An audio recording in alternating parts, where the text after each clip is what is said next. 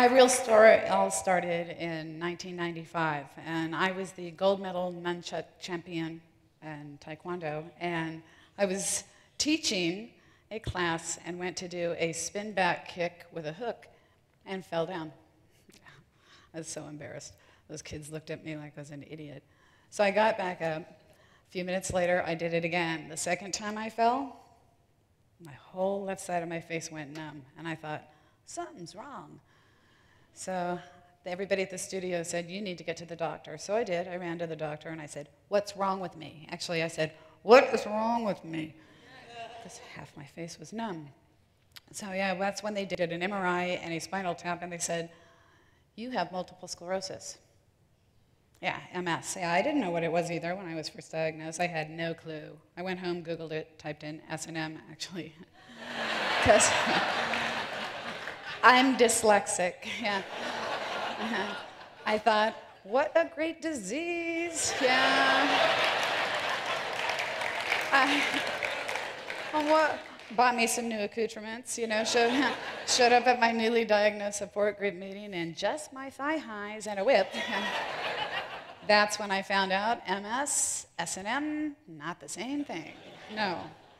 The thing I have is the same thing Annette Funicello had. May she rest in peace. Yeah. You know who she is, right? From the Mickey Mouse Club. She also was in the Beach Blanket and Bingo movies, did that dance. Turns out that's not a dance. Those were tremors. I know, because I had those tremors. I had those tremors so bad that I had to give up my painting business. Yeah. I had to, because everything I painted looked like a Jackson Pollock painting. It's messed up. Yeah, so for those of you who don't know what MS is, it's an autoimmune disease. And it's your immune system attacking you. And in 1995, I was diagnosed with remitting relapsing, which means my symptoms came and went. They would come and go. I had walked with a cane sometimes. I wore diapers because I had no bladder control. I had tremors. It was horrible. You know, all the good stuff, yeah. By 1999, I'd gone progressive. And that meant my symptoms came and they never went. They stayed and stayed, and it was petrifying. And one day, and all the drugs that I was taking, back then, there were 3 drugs. There were Avonex, Betaseron, and Copaxone. We called them the ABCs. No longer working for me.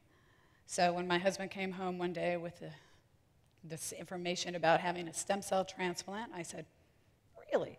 At Scripps in San Diego. I said, okay. So I got online and I started looking it up, and I realized they were doing stem cell transplants all over the world, and nobody knew. They were doing embryonic, fetal, umbilical, and adult stem cell transplants. So I volunteered. And my stem cell transplant was an adult stem cell transplant called autologous, which it's spelled A-U-T-O-L-O-U-G-S. I can't pronounce it right. I don't know if I'm pronouncing it right, but I know what it did. It's using my stem cells, and we rebooted my immune system. It was great. So during the autologous stem cell transplant, what they do in order to get those stem cells is they import a port into your chest. Now, the port goes under the clavicle and into a main artery. Creepy, right? Yeah, so they put it in, and basically 2 tubes come out. The 2 tubes hook to a apheresis machine, which spins off your stem cells, take them off. Then, once everything's done, they give them back to you. During my import procedure, we had a little incident. So I woke up after the procedure, and I said, you know, the nurse asked me how I was feeling. I said, I can't breathe. She says, well, honey, you must be nervous. You're going through a tough thing. So she gave me some Ativan. Is everybody up there? I know people, I love it too. Ativan is an anti-anxiety drug. So 20 minutes later, she came back, said, how are you feeling now? And I said, I still can't breathe. She says, 2 more Ativan should make you feel great. And she gave me 2 more Ativan. Well, 20 minutes later, when she came to check on me, she says, how are you feeling? And I said, I feel awesome. Still couldn't breathe, but I felt awesome. And that's when I realized Ativan was my new favorite drug. It's all I wanted was Ativan. They sent me home, basically, with still not able to breathe. And as soon as I got home, I decided I had to sleep. Put my head on the pillow and couldn't breathe. at all.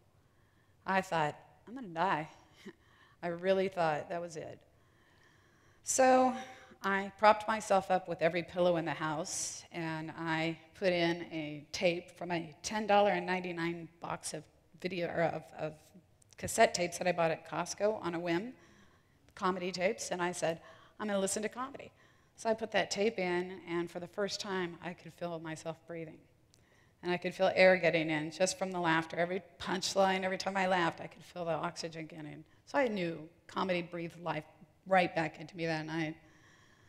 So the next morning, my husband came in to check on me a couple hours before we had to be at the doctor, and he looked at me and he goes, oh my God, we got to get you to the hospital right now. And I said, why? And he says, your lips and fingertips are blue. I didn't notice, probably from the lack of oxygen. So 5 minutes later, we were at the hospital, and they had, yes, inserted a port, given me a great Ativan addiction, and punctured my lung. So yeah, it was scary. It was a frightening, frightening thing. And I know, despite the tragedy, that my story, I know with all that, with everything that I still feel that I've gotten so much out of this, because I really figured it out. I now know what I want to do when I grow up. I want to be a comedian. Because if I hadn't listened to comedy that night, it had saved my life. And I have a completely rebooted immune system. My MS is completely at bay. Thank you. Thank you. I have no active lesions, no new lesions. It's amazing. But I have to say, my stem cell transplant worked just a little too well, because all of a sudden, my body started rejecting all foreign objects. You're going, what kind of foreign object? This thing popped out of my arm. I walked into my doctor and I went, she says, pencil lead. And I went, oh my God, 5th grade, Mike Smith, I remember. Then a rock came out of my knee. Yeah. I was surprised there was only one, too, because with the amount of time I spent on my knees in high school. Stop it. Get your mind out of the gutter, people. I was praying. Praying my dad wouldn't find out about all the guys, but other than that, then my breast implants fell out. I asked, what? I heard you say why. Why did I have breast implants? Because I was young, dumb, and sick and tired of looking men in the eye when we talked, so I got breast implants. Well, they fell out. My husband was so depressed. He was like, oh my God, honey, they just don't feel the same anymore. And I'm like, well, honey, that's the maid. I'm over here. The one with the eye patch, yeah. Which brings me right back to my story, why I wear the eye patch. The eye patch is from side effects from my radiation, because I had radiation during my stem cell transplant.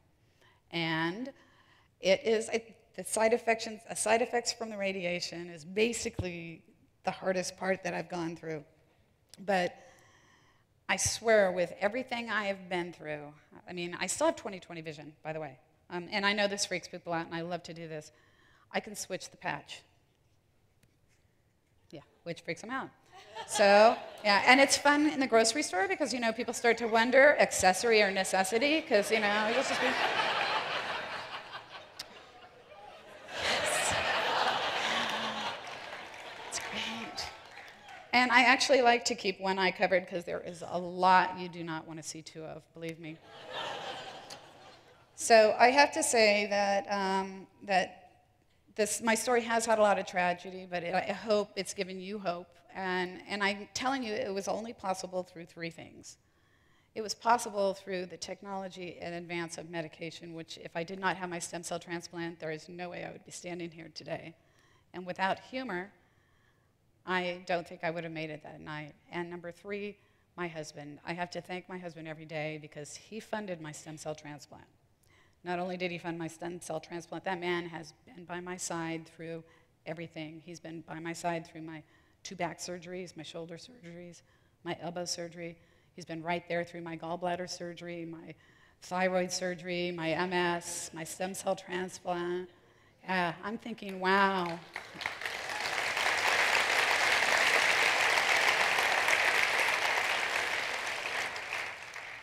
he's bad luck. Thank you so much, everybody. It's been a pleasure.